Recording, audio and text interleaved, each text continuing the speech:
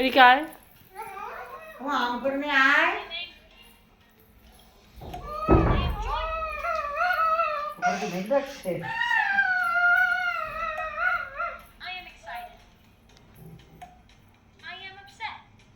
এখানে আমি খাবার নিয়ে বসে আছি আর উনি বাবাকে নিয়ে গেলেন চান করাতে। আয় আম করে যা। হাম্পু আম করো। আম করবি তো?